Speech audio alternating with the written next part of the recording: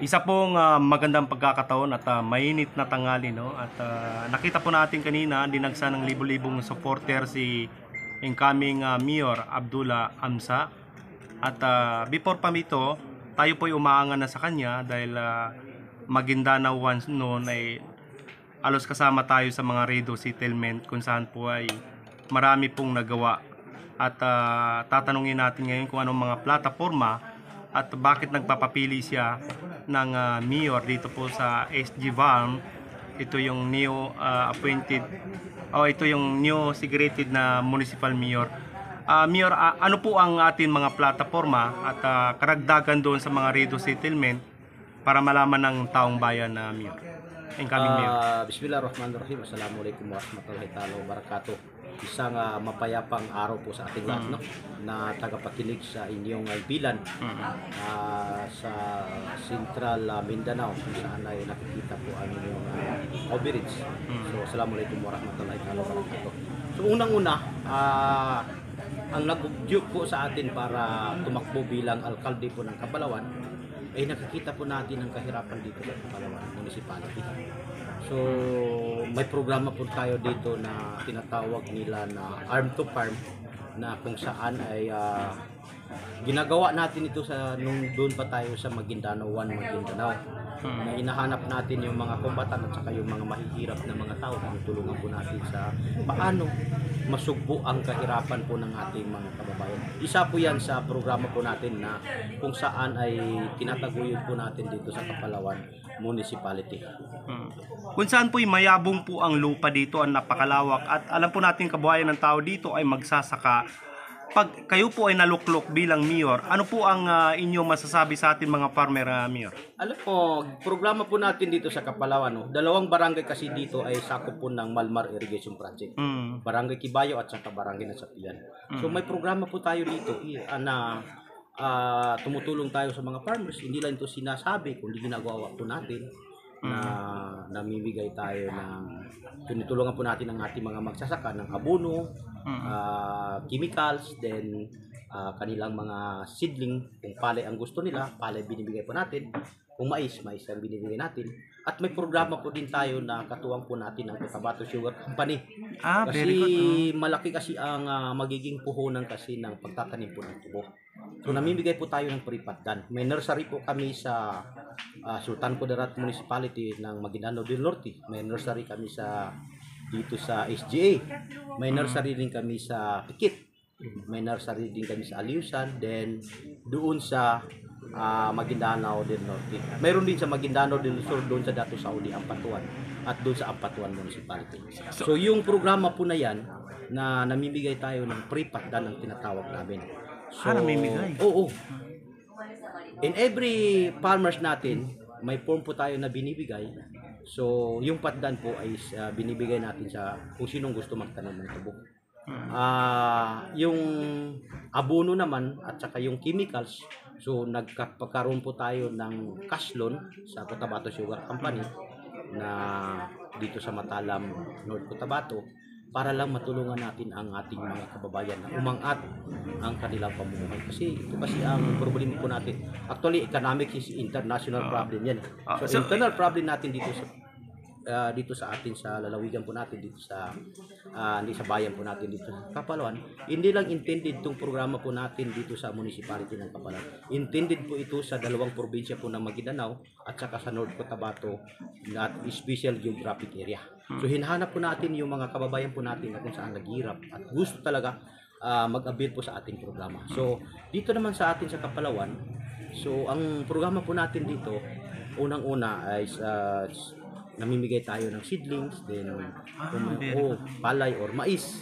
Ang arrangement lang namin doon, yung naibigay po natin, pag nakaharvest na, ibalik nila yon, ibigay naman natin sa ibang farmers para maka-avail na po naman po ang ibang hindi nabigyan. Tudlokan ko lang yung sinabi niyo, Mayor, na tubo at marami kayong nursery. Lalo na siguro kung nakaluklok kayo at maraming maging magsasaka o itong mga manggagawa o di kayo mga nagtatrabaho na matulungan nyo sa pamamagitan nito kung kayo ay naluklok. Alam mo, pag tayo naluklok na, ay mas marami tayong matutulungan. Kasi nandiyan yung Department of Agriculture na kung saan may pondo rin ang DA. So, siyempre, may mapagkunan po tayo na talagang ibibigay natin sa ating mga kababayan. So, ngayon, na hindi pa tayo naluklok, ito yung programa po natin. Win or lose.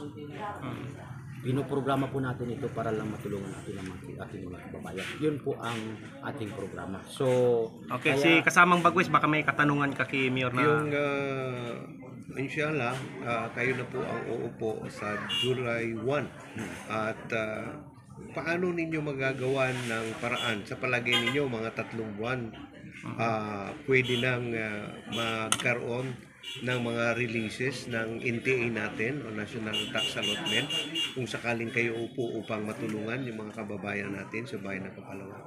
Titingnan po natin ang arrangement po ng Bangsamoro Autonomous Region Muslim. Kasi bagong tatag ito ng munisipyo.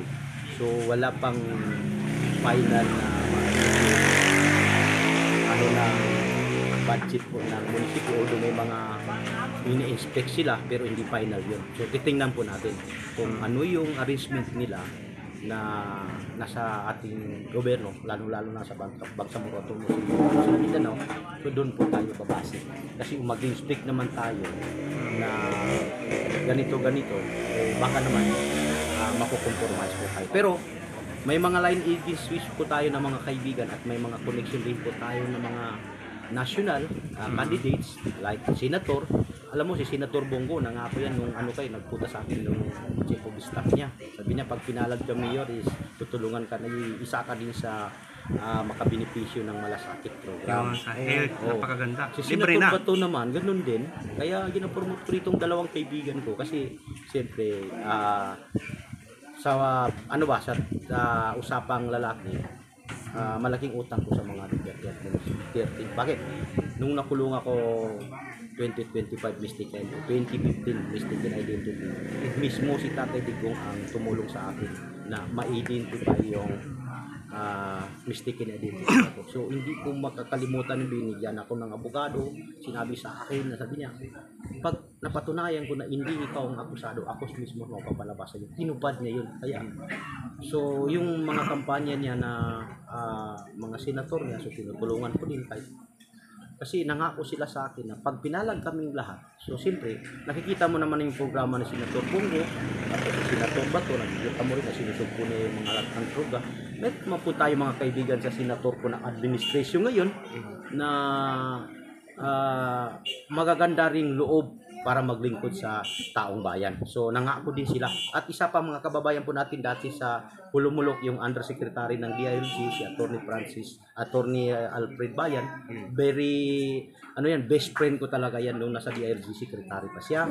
So may party list kasi siya na Bagong Pilipinas, na isa po sa tinutulungan po natin, na isa rin na nangako na pag pinalad siya, so talagang tutulungan tayo dito sa bagong tatag na munisipyo po ng Kapalawan. Sa palagay ninyo, dahil nakita namin ang buong compound ng Municipal Hall ng Kapalawan, talagang nangangailangan ng malaking pagbabago o renovation. Pati ang police station ay walang sariling police station at ang Municipal Hall building hindi siya kaaya-aya. Sa palagay ninyo, kung kayo ang iluluklok ng taong bayan, may i-relocate ang compound ng municipal building o diyan na rin mismo? Tingnan po natin ang kagustuhan ng taong bayan. Okay. Huwag tayo magdi-decision na personal decision po natin na hindi nagugustuhan ng taong bayan.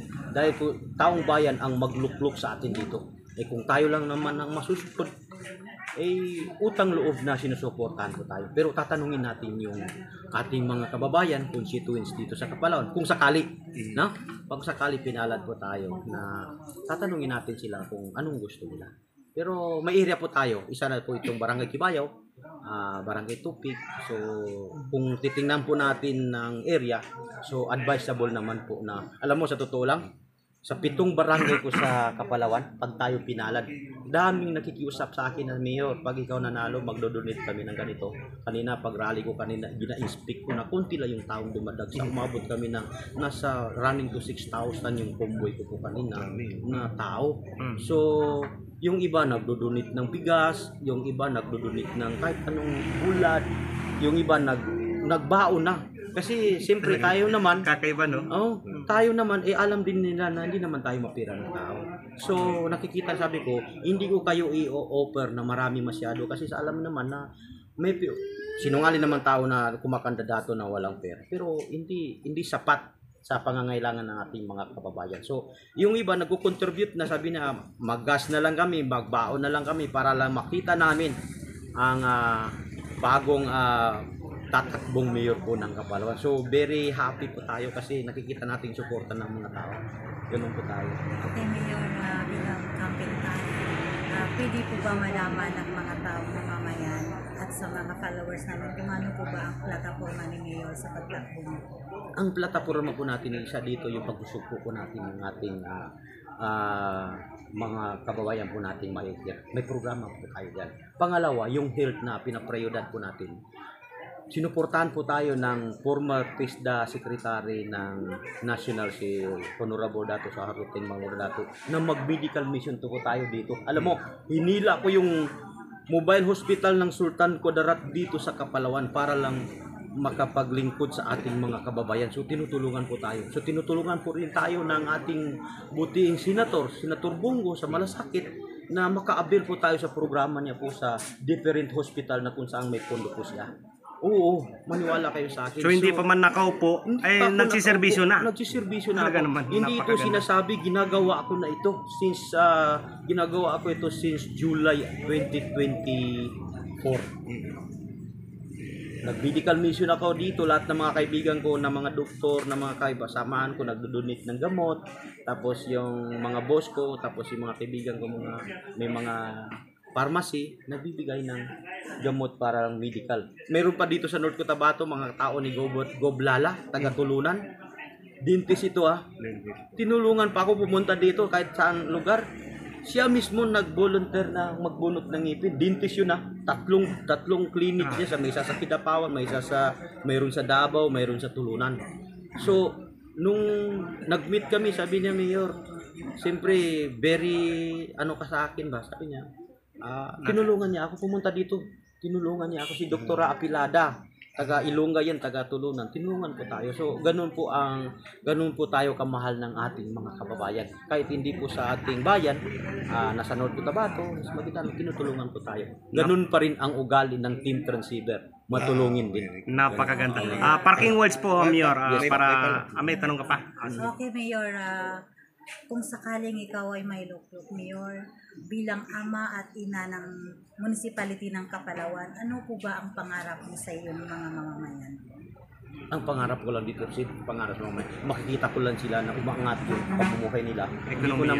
Hindi ko naman gina-expect na yayaman pa ako, sapat na sa atin ito. Gusto ko lang makikita ko yung mga tao na happy sila, maging peaceful sila, and then marespeto nila ang comprehensive agreement of the Bangsamoro na wala nang awayan, wala nang bangayan. Happy na ako. Yun lang ang pangarap ko sa mga tao. Kung yayaman lang ang pangarap ko, alam mo, ang personal sugarcane ko na hinaharvest pa at saka ginatanim pa. Humigit ko mo lang nasa 100 hectares. Yun, sa Sultan Kudarat, Piggawayan, sa Aliusan at saka dito sa Kapalawan. So, mabubuhay na yung mga anak ko kasi mga anak ko, mga professional na, yung mga teacher, mga nakatapos ng pag-aral. So, mga kapatid ko naman, iba nag-aaral sa ibang bansa. Sapat na yung sa pamilya namin, mabubuhay na kami. Pero, paano kung ako lang kasi ang umaangat, paano ito yung mga sibilyan? So, kung makikita mo paghirap ng mga tao, talagang mapaiyak ka talaga kasi may mga tao dito na talagang nakikita mo talaga naghihirap. So, yun lang kasi ang hangarin ko, paano masugpo ang kahirapan. Pangalawa, yung mga tao na kinakapos din sa paggamot sa malalayong hospital, may mga sakit dito. Yun lang po ang pangarap ko, magagamot ng libre, magalagyan ng hospital na libre gaya ng Sultan Kudarat at masugpo yung kahirapan at mapayapa yung ating mga kababayan. Yun lang po ang pangarap ko. Katulad pala ni Mr. Bongo ito, ang kanya serbisyo. Serbisyo para sa tao. Parking words po sa ating mga kababayan. At anong ang inyong numero? Number dapat, one po sa yan, balota. number one, no? Yes. Yan, ang nagmamahal. At inyong mga konsel na mayor at inyong mga vice mayor, siyempre, parking walls po sa kanila na kayo po ay natutuwa dahil sa init ng panahon sumama sila na higit 6,000. Kami man napakalayo namin pero pumunta pa rin kami dahil narinig namin kayo kasi noon pa man nagsiservisyo na kayo doon sa Maguindanao. Yes po. Kahit sa wika parking ninyo, para mapapanood nila. Maguindanao pwede naman. Assalamualaikum warahmatullahi taala wabarakatuh. So sa kita nung ang mga bangsamoro sa Kapalawan, hindi lang sa Kapalawan, kundi sa bangsamoro to Muslim lang. Advocacy ako nito sa lahat ng mga kandidato. Kasi na-inspect ko na explain ko na sa inyo ang aking plataforma, ang aking hangarin sa Kapalawan Municipality na ito yung mission and vision ko sa taong bayan ng Kapalawan. So yako advokasya sa langon siya na madakil ang kandidato sa Kagawad, then marami dua kami pagkalaban sa OIC na hindi ito bangayan ng politiko kundi bangayan ito ng serbisyo.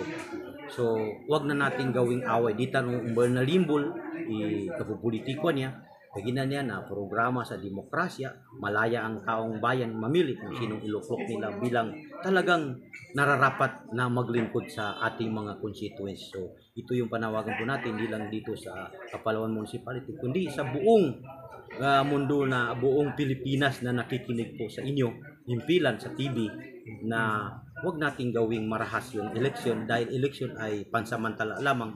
So tayo ay iangat natin ang pagkakaisa at suportahan po natin ang peace and order po sa bayan po ng Kapalawan. So yun lang po. Assalamualaikum warahmatullahi taala wabarakatuh. Maraming salamat at sukran and wasal.